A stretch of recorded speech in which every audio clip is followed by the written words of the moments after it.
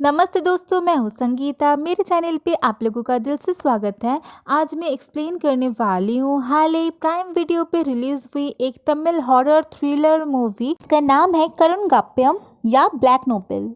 5 अलग अलग इंटरेस्टिंग और तगड़ी वाली शापित कहानियां जो कि लास्ट में मेन प्लॉट पे आके जुड़ जाती है, जिसके अंदर मेन कैरेक्टर है काजल अग्रवाल। इस मूवी का कहानी के साथ मेरा एक हॉलीवुड हॉरर फिल्म जो कि 2020 में आई हुई थी, बुक्स ऑफ ब्लड, इस मूवी के साथ मुझे कुछ सिमिलर लगा। लेकिन जो भी बोलो दोस्तों, ये मूवी मुझे बहुत ही इंटरेस्टिंग लगी। स्पेशली इसके 5वीं मतलब आखिरी वाली जो कहानी है ना, मुझको तो बहुत ही तगड़ी लगी यार। तो बिना किसी देरी के चलो हम लोग कहानी शुरू करते हैं। मूवी की शुरुआत में हमें कार्तिका नाम की एक लड़की को दिखाया जाता है जिसका हाल ही ब्रेकअप हो गया था, जिस वजह से वो काफी ज्यादा उदास रहा करती थी। और तभी उसकी एक सहेली मिलने आती है जिसका नाम होता है प्रिया, जिसका भाई अभी कुछ दिन पहले एक पुरानी लाइब्रेरी भी खरीदा था। असल में कार्तिका को किताबें पढ़ना बहुत ही पसंद था, स्पेशली फिक्शनल वाली कहानी, और ये बात प्रिया बहुत अच्छे से जानती थी। तो इसीलिए कार्तिका को वो अपने साथ उस लाइब्रेरी पे ले जाती है, जहाँ पे प्रिया का भाई आनंद भी था। यहाँ पे हमें पता चलता है कि ये लाइब्रेरी 100 सालों से भी पुरानी है। तभी कार्तिका लाइब्रेरी में पढ़ने के लिए एक फिक्शनल किताब ढूंढने जाती है, और तभी उसे एक करुण काव्यम नाम की एक पुरानी किताब मिल जाती है। ये किताब बहुत ही बड़ी फिक्शनल स्टोरी बुक, जिसमें 5 डरावनी और शापित कहानी थी, और उसका ओवरऑल लुक भी बहुत डरावनी और पुरानी लग रही थी। अब कार्तिका उस किताब को लेके पढ़ना शुरू कर देती है, जिसके पहले लाइन में लिखा था कि मैं ये किताब को उन रहस्यों के लिए डेडिकेट करती हूँ जो कि इस किताब की जादुई दुनिया में है। तो अब कार्तिका उस किताब की पहली कहानी पढ़ना शुरू कर देती है, जिसका नाम था काली जुबान वाली औरत। तो इस कहानी की शुरुआत में हम मीरा नाम की एक लड़की को एक अपार्टमेंट की सीढ़ियों में बैठ के रोते हुए देख पाते हैं। तभी वहाँ शक्ति नाम का एक लड़का आ जाता है जो कि उसी अपार्टमेंट पे रहता था। सीढ़ियों से गुजरते वक्त मीरा को रोते हुए देख के वो पूछ लेता है रोने का कारण। तो मीरा उसे बताती है उसने इस अपार्टमेंट पे एक रूम लिया था, लेकिन जब वो यहाँ पे रहने के लिए आई तो उसका लैंडलॉर्ड ने उसे रूम देने के लिए मना कर दिया। इनफैक्ट उसने अपनी एक सहेली से भी एक घर के लिए रिक्वेस्ट किया था, लेकिन वो भी नहीं मानी। ये बोलते हुए वो फिर से मायूस हो जाती है। अब ये देख के शक्ति उसे कहता है कि वो तो अकेले ही रहता है, अगर वो चाहे तो वो उसके साथ रह सकती है ये पैंडेमिक सिचुएशन खत्म होने तक। यहाँ पे मीरा तो खुश हो जाती है और शक्ति का बात मान लेती है और अपना लगेज लेके शक्ति के घर शिफ्ट हो जाती है। और इसके साथ ही ये सीन कट हो जाता है, और अगले सीन पे हम लोग देख पाते हैं अपने कमरे से निकल के वो शक्ति को बैल्कनी पे खड़ी हुई देख पाती है। तो वो उसके पास जाती है, जहाँ पे उसे पता चलता है कि बिल्डिंग के अंदर B13 फ्लैट के ओनर का मौत हो चुकी है, और वो भी अपने पत्नी के हाथों।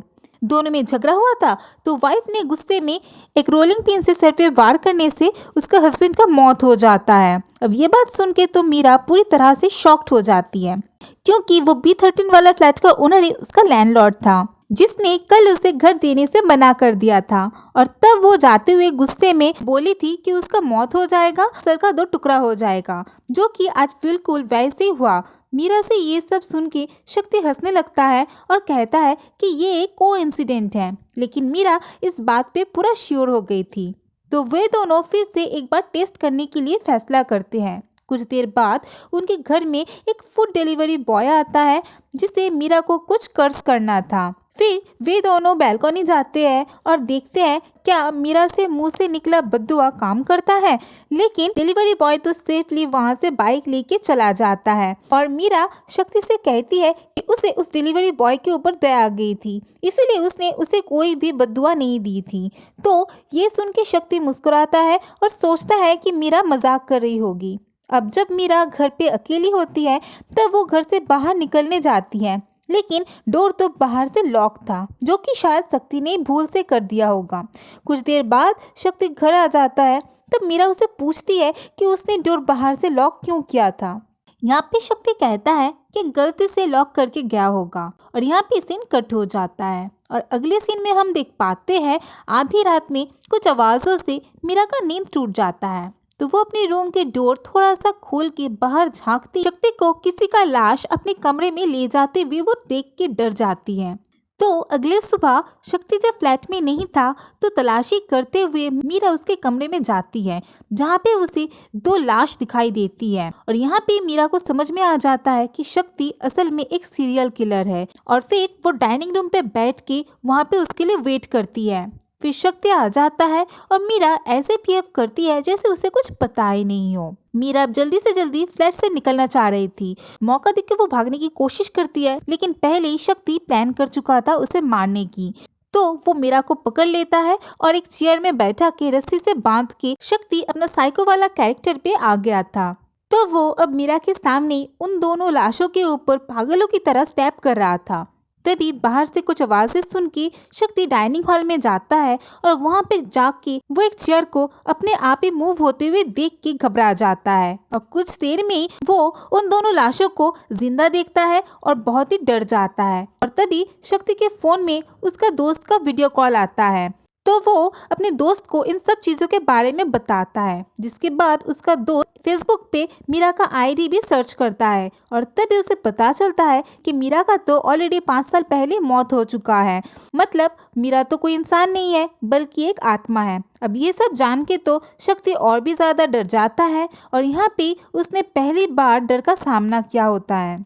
और तभी अचानक एक आत्मा आके उसके ऊपर अटैक कर देती है, जिसके कारण शक्ति गिर जाता है और बौखला जाता है। और तभी हम लोग शक्ति के पीछे मीरा का आत्मा को देख पाते हैं और यहाँ पे ये सीन कट हो जाता है। और अगले सीन में हम देख पाते हैं मीरा को उसी अपार्टमेंट पे नीचे सीढ़ियों पे बैठ के रोते हुए, मतलब मीरा की आत्मा को।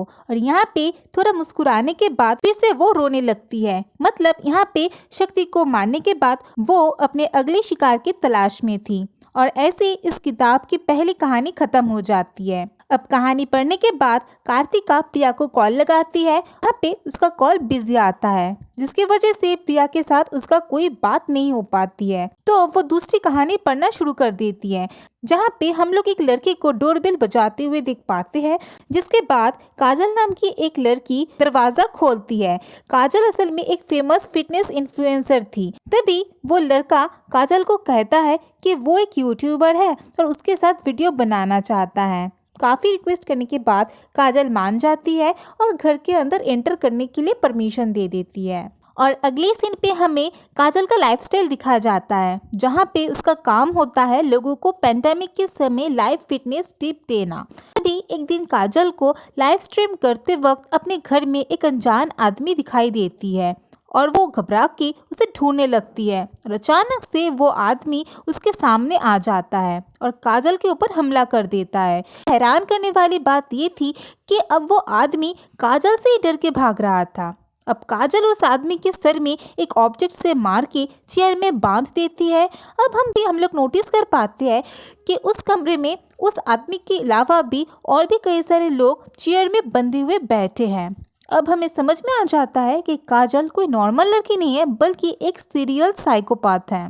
साथ ही में हम लोग ये भी नोटिस कर पाते हैं कि रूम पे मौजूद कोई भी आदमी का उंगली नहीं थी। वहाँ पे हम लोग उस यूट्यूबर को भी देख पाते हैं। अब काजल उनमें से एक आदमी का उंगली काटने लगती है। तभी एक आदमी जो नॉक करता है वो भी एक यूट्यूबर ही था। उसे भी काजल के साथ वीडियो बनाना था, तो काजल उसे अंदर आने के लिए कह देती है। इसके साथ ये कहानी भी खत्म हो जाती है और यहाँ पे सीन कट हो जाता है। तो दोस्तों हमें तो समझ आ गया ही होगा कि उस आदमी के साथ अब क्या होने वाला है। तो कहानी पढ़ने के बाद कार्तिका कुछ सोच रही थी, तभी लाइब्रेरी में किसी का प्रेजेंस फील करती है और तभी लाइब्रेरी के एक कोने में किसी की परछाई देखती है। लेकिन कुछ सोचने से पहले ही उसके फोन में प्रिया का कॉल आ जाता है और यहाँ पे कार्तिका पढ़ी हुई 2 कहानी के बारे में प्रिया से बोलती है और ये भी कहती है कि इस किताब में प्रेजेंट टाइम का लाइफस्टाइल और कोविड-19 के बारे में भी लिखा हुआ है। किताब इतना पुराना होने की वजह से राइटर का नाम वो ठीक से पढ़ नहीं पा रही है। तो प्रिया कहती है कि वो अपने भाई से उस किताब के राइटर का नाम पूछ लेगी और फिर इसे बता देगी। तो कॉल काटने के बाद कार्तिका तीसरी नंबर कहानी भी पढ़ना शुरू कर देती है। कहानी की शुरुआत में हम श्रुति और जेकॉब को देख पाते हैं। Famous music composer Siddharth Abhimanyu को अपॉइंट करे थे। जैकब को असल में अपनी मूवी के लिए म्यूजिक चाहिए था, जिसके लिए एज अ सिंगर श्रुति और म्यूजिक कॉम्पोजर सिद्धार्थ को चुना था। कुछ देर बाद म्यूजिक कॉम्पोजर सिद्धार्थ आके उनको अंदर ले जाते हैं, जहाँ पे श्रुति अपना गाने को रिकॉर्ड करना शुरू कर देती है। लेकिन सिद्धार्थ को बीच बीच में ऐसा लग रहा था जैसे कि गाने के अंदर श्रुति उसे कुछ उल्टा सीधा बोल रही होगी। तो इसी चीज को सिद्धार्थ कई बार जैकब को बोला था। श्रुति गुस्सा हो जाती है और स्टूडियो से निकलने लगती है, क्योंकि उसने ऐसा कुछ कहा ही नहीं था। लेकिन उसी वक्त स्टूडियो की लाइट चली जाती है और डोर भी बंद हो जाता है। वो लोग अंदर ही अटक जाते हैं। सिद्धार्थ यहाँ पे कैंडल लेने जाता है। कैंडल लेने जाते ही, कैंडल जलाते ही बार बार ऐसा लग रहा था कि कोई फूंक दे के बार बार बुझा रहा है। अब कुछ देर बाद वहाँ एक औरत लैंप लेके आती है और श्रुति और जैकब के बीच बैठ के रोने लगती है। तो श्रुति को लगता है शायद सिद्धार्थ कॉम्पोजर ने उस लड़की को कैद करके रखा होगा। तभी वहाँ पे सिद्धार्थ वापस आ जाता है और श्रुति उसे उस लड़की के बारे में पूछती है। लेकिन यहाँ पे तो सिद्धार्थ बोलता है कि वो यहाँ पे किसी भी लड़की को कैद करके नहीं रखा है और लड़की तो गायब भी हो गई थी पहले। तो श्रुति किसी लड़की को नहीं दिखा पाती है, जहाँ पे इनके साथ कुछ पैरानॉर्मल चीजें होने लगती हैं, जहाँ पे उन्हें एक बौना आदमी, एक पंजाबी और एक चाय वाला भी दिखाई देता है और साथ में एक किन्नर और वो लड़की की आत्मा भी दिखाई देती है, जिसे देख के दोनों भाग जाते हैं। और अगली सीन में हमें दिखाया जाता है जैकब अपने घर में होता है, जहाँ पे उसका बॉस का कॉल आता है और वो जैकब को पूछता है कि क्या वो एक दारू पीने वाला मरा हुआ आदमी से म्यूजिक कंपोज करवा रहा है। ये सुन के जैकब का होश उड़ जाता है, उसे कुछ भी समझ नहीं आता है और तभी उसका बॉस न्यूज़ देखने के लिए बोलता है। तो वो जल्दी से न्यूज़ चला के देखता है कि कुछ दिन पहले कंपोजर सिद्धार्थ का कार एक्सीडेंट में मौत हो चुका है और साथ ही में वो 5 लोगों को गाड़ी से ठोक के मार दिया था और ये 5 लोग वही थे जिन्हें जैकब और श्रुति वहाँ पे उस रात देखा था। तभी उसका फोन में सिद्धार्थ कंपोजर का कॉल आता है और ये देख के जैकब तो बहुत ही घबरा जाता है। उसका हिम्मत नहीं हो रहा था कॉल पिकअप करने का। लेकिन तभी कमरे का दरवाज़ा अपने आप खुल जाता है, जिसके बाद ये कहानी भी यहाँ पे ख़त्म हो जाता है, मतलब सीन कट हो जाता है। अब तो यह कहानी पढ़ने के बाद 100% लाइब्रेरी में किसी का होने का एहसास होता है कार्तिका को, क्योंकि लाइब्रेरी में तो वो अकेली थी, लेकिन अब तो उसे किसी का होने का एहसास भी होता है।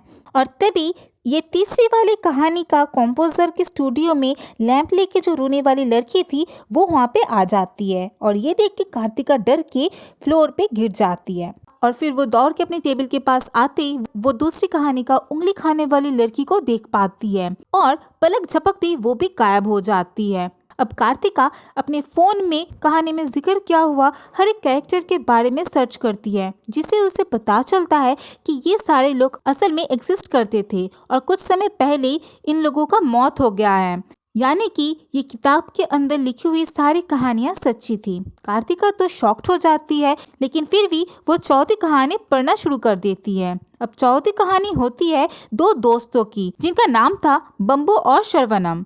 लॉकडाउन की वजह से बहुत टाइम हो गया था शराब पिए हुए, जिसके बाद वे दोनों एक बंद बार में जाके बियर की बोतल देख के खुश हो जाते हैं।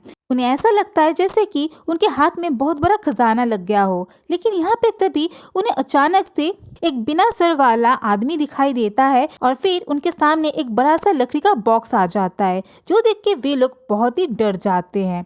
और फिर उनके सामने कुछ अजीबोगरीब परछाई आ जाती है, जिनका एक लीडर भी थी, जिसका नाम था रकलाया। तो वो ये 2 शराबियों को बोलती है लोग दूसरी दुनिया से आए हैं और लॉकडाउन के वजह से वे लोग वापस नहीं जा पा रहे हैं। वो कोविड-19 को इंसानों की ही गलती बताती है, उन लोगों के लिए ही वो लोग यहाँ पे फंसे हुए हैं और साथ ही साथ वे लोग शराब से एनर्जी भी पाते हैं और इसीलिए इन दोनों को शराब नहीं मिलेगी।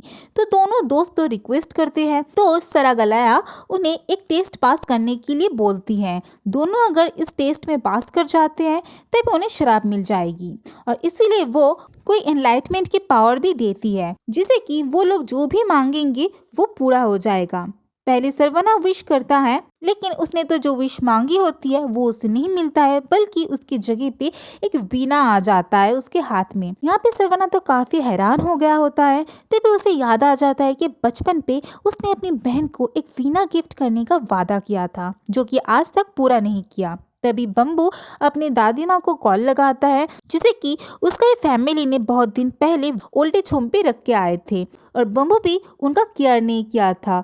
तो वो कॉल करके माफी मांगता है और ये देख के सरकलाया भी इमोशनल हो जाती है और इस चीज से दोनों को अपने अपने गलती का एहसास होता है कि कैसे वे लोग अपनी जिंदगी बर्बाद किया। और यहाँ पे सरकलाया खुश होके कहती है कि वे दोनों टेस्ट में पास हो चुके हैं, लेकिन फिर भी सरकलाया उन दोनों को अल्कोहल नहीं देंगी। तभी वहाँ पे पुलिस की गाड़ी आ जाती है, जिसके बाद सरकलाया अपने लोगों को लेके वहाँ से चली जाती है। और दोस्तों ये कहानी तो यहाँ पे खत्म हो जाती है। तो कहानी खत्म होने के बाद कार्तिका लाइब्रेरी में अचानक से सरकलाया और उसके साथ जो परछाई थी उन्हें देख पाती है। सरकलाया यहाँ पे कार्तिका से कहती है कि सिर्फ कार्तिका के वजह से वे लोग यहाँ पे आए हुए हैं। तो दोस्तों मुझे तो लगता है कि ये किताब की कहानियां पढ़ने से इस किताब के अंदर जो जो कैरेक्टर्स है वो बाहर आ रही है। तो तभी कार्तिका और आगे ना पढ़ने का डिसीजन लेती है। लेकिन दोस्तों स्टोरी पढ़ने का नशा तो अलग ही होता है। तो कार्तिका फिर से 5वीं कहानी भी पढ़ना शुरू कर देती है। तो कहानी की शुरुआत में हम एक गांव को देख पाते हैं, जहाँ पे लोगों के बच्चे अपने आप ही गायब हो रहे थे। बस इतना ही नहीं, वहाँ पे कोई उस गांव के लोगों को भी मार रहा था। और ऐसी एक रात कान्हा नाम का एक लड़का को कोई मार देता है। अब आगे हम कार्तिका नाम का एक औरत को देख पाते हैं, जो कि अपनी बेटी उमाइल के साथ खेल रही होती है। तभी कार्तिका का देवर वहां आके उसे बताता है कि उसका भैया मतलब कार्तिका का हस्बैंड को मिलिट्री लीव मिल गया है, वो वापस आ रहा है। इस बात से कार्तिका तो बहुत ही खुश हो जाती है। लेकिन तभी वे लोग देखते हैं गांव के सभी लोग भाग के कहीं जा रहे हैं और वहां पे जाती उन्हें कान्हा मतलब पिछले रात वाले आदमी का डेड बॉडी दिखाई देती है। उसी वक्त वहां पे गांव का सरपंच भी आ जाते हैं, जिसे काशी मतलब कार्तिका का देवर गांव के मर्डर्स और बच्चों के लापता होने के बारे में इन्वेस्टिगेट करने के लिए कहता है। लेकिन उल्टा सरपंच उसके ऊपर ही भड़क जाता है और कहता है कि तुम इतने भी बड़े नहीं हो गए हो कि इन सब चीजों के बीच में बोलो। अब अगले सीन में कार्तिका को हम पूरे गांव में दावत देते हुए देख पाते हैं, जो कि अपने पति के आने की खुशी से दावत दिया था। और तभी वहाँ सरपंच भी आ जाते हैं और दोनों में बातचीत होने लगती है। कार्तिका सरपंच से कहती है कि उसे भविष्य देखना आता है। इवन उसने तो एक किताब में भविष्य में होने वाली घटनाओं के बारे में भी लिखा है। तो सरपंच श्योर होने के लिए इस गांव के बारे में कुछ बोलने के लिए बोलता है। तो कार्तिका तभी अपनी आंखें बंद करके भविष्य देखने लगती है। अभी उसे भविष्य में अपने साथ बुरा होते हुए दिखता है। इसलिए कार्तिका सरपंच से कहती है कि ये गांव जल्दी ही कब्रिस्तान बनने वाली है। तो सरपंच इस चीज का मजाक उड़ाता है और अपने बारे में बोलने के लिए कुछ कहता है, जिसपे कार्तिका उसे मटकों से दूर रहने के लिए कहती है। और अगले ही पल सरपंच के हाथों से 2 मटके गिर के टूट जाते हैं और ये देख के सरपंच तो हैरान हो जाता है। तब तक उमाइल आ जाती है और कहती है पापा आ गए हैं। और ये सुन के कार्तिका तो खुश होकर भागी भागी घर के बाहर आ जाती है। लेकिन यहाँ पे कार्तिका को तो बहुत बड़ी झटका लग जाता है, क्योंकि उसका पति की बॉडी आई हुई थी, उसके पति नहीं, जिनका बॉर्डर में आने के एक दिन पहले मौत हो गई थी। कार्तिका इस चीज से बहुत ज्यादा ही टूट जाती है और अकेले रहना शुरू कर देती है। अब एक दिन कार्तिका का नौकर सरपंच से कहता है कि वो एक रात को कार्तिका को चुड़ैल जैसा देखा था। हो सकता है वही गांव में होने वाली बच्चों के लापता और लोगों के मरने का कारण हो। सरपंच इस चीज के बारे में सोचते हैं और एक पंडित को भी बुलाते हैं समाधान के लिए, जिसके बाद पूरा गांव में फैल जाता है कि कार्तिका ही श्रापित है। गाँव वालों ने उसे उसका घर छीन के गांव के बाहर एक झोपड़ी में भेज देते हैं। अब कार्तिका वहां पे अपने फैमिली के साथ रहने लगती है, लेकिन वहां पे भी उसके साथ बहुत ही गलत होता है। वो सरपंच आके एक दिन कार्तिका के साथ जबरदस्ती करता है और एक दिन तो उसका देवर काशी भी उसका फायदा उठाने का कोशिश करता है। जिससे तंग आके कार्तिका एक रात अपने बेटी उमायल को लेके गांव के पास वाले एक कुएं के सामने दोनों एक साथ अपनी जिंदगी खत्म करने का फैसला करती है। लेकिन तभी काशी मतलब उसका देवर पूरा गांव वालों को लेके आ जाता है और साबित करने लगता है कि उमायल को भी गांव के बाकी बच्चों की तरह खून करने का कोशिश कर रही थी ये कार्तिका। जिसके बाद सब लोग मिलके कार्तिका को बहुत मारने लगते हैं। अब नेक्स्ट सीन में हम देख पाते हैं सुबह हो चुकी है और गांव वाले कार्तिका को लेके गांव के बहुत दूर वाले एक पेड़ के पास ले जाते हैं और पत्थर मार के खत्म कर देते हैं और ऐसे कार्तिका का जान चली जाती है। रात को कार्तिका का नौकर और उसका देवर काशी और वो पंडित एक साथ बैठ के शराब पी रहे हैं, जहाँ पे हमें पता चलता है कि ये सब इन तीनों का ही बनाया हुआ चाल था, जिस पे कार्तिका को चुड़ैल साबित करके उसे मरवा के उसका जायदाद हथियाना चाहते थे। अब तो ये तीनों कार्तिका का मरने की वजह से खुशी मना रहे थे। तभी पीछे से कार्तिका का आत्मा आके उन सबको खत्म कर देती है और इसी तरह से ये आखिरी कहानी भी यहाँ पे खत्म हो जाती है।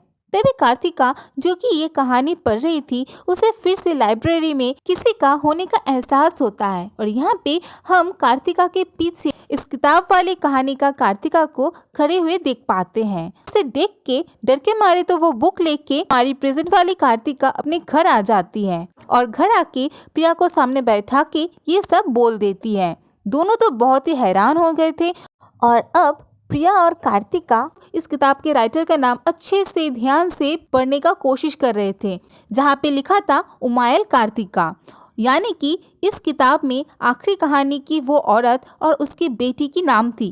इवन प्रेजेंट टाइम में भी जो कहानी पढ़ रही थी उसका फुल नेम भी उमायल कार्तिका ही थी। अब प्रिया नोटिस करती है कि प्रेजेंट वाली कार्तिका का सिग्नेचर ये किताब वाली सिग्नेचर से मिलती है। हो सकता है ये वाली कार्तिका कहानी वाली औरत की पुनर्जन्म होगी और हमें तो पता ही है कि कहानी वाली कार्तिका को पहले से ये सब पता था, जिस वजह से उसने ये किताब भी लिखी थी। इवन हो सकता है वो जान गई थी कि उसका पुनर्जन्म होने वाला है और मुझे तो लगता है कि वो maybe as a medium काम कर रही होगी, जिसे आत्मा भी दिखती थी। खैर, अब इस चीज को टेस्ट करने के लिए प्रिया एक कागज में कुछ लिखने के लिए कहती है, जिस पे कार्तिका लिखती है मुझे भूख लगी है। तभी शॉकिंगली किचन से कुकर का सीटी बजती है, लेकिन प्रिया उसे कोई इंसिडेंट बताती है और उसे कुछ और लिखने के लिए कहती है, जहाँ पे कार्तिका एक चिट पे लिखती है एक सैंटा आके उसे मार दे, वो भी एक कुल्हाड़ी से। और ये लिखते ही दरवाजे में अचानक से कोई जोर जोर से नॉक कर रहा होता है और तभी दोनों का हवा टाइट हो जाता है। उन्हें लगता है कि किलर जरूर यहाँ पे आ गया होगा और जब वे लोग दरवाजा खोलते हैं तब बाहर आनंद को देख पाते हैं, जो कि प्रिया का ही भाई था। वो असल में प्रिया को लेने आया था। तो प्रिया अपने भाई के साथ चली जाती है। अब कार्तिका डोर लॉक करके पीछे घूमती रूम के अंदर एक सैंटा को हाथ में एक्स लेके खड़े हुए देख पाती है, जो कि अगले पल कार्तिका की तरफ एक्स लेके भाग रहा होता है। इसका मतलब ये सब सच्ची थी, मतलब प्रेजेंट वाली कार्तिका ही वो कहानी वाली 100 साल पहले की कार्तिका थी जिसका पुनर्जन्म हुआ था और अब शायद उसके साथ भी कुछ गलत होने वाला था। और फिर हमारे सामने टू बी कंटिन्यूड लिखा आ जाता है और यहाँ पे ये मूवी खत्म हो जाती है। तो दोस्तों, आज का ये कहानी आप लोगों को कैसा लगा ज़रूर कमेंट बॉक्स पे बताना। अगर अच्छा लगे तो ज़रूर लाइक, कमेंट, शेयर और सब्सक्राइब कर देना, ताकि हर वीडियो जब भी अपलोड हो आपके पास ही सबसे पहले नोटिफिकेशन पहुँचे। तो ta-ta, bye bye, stay blessed, be happy.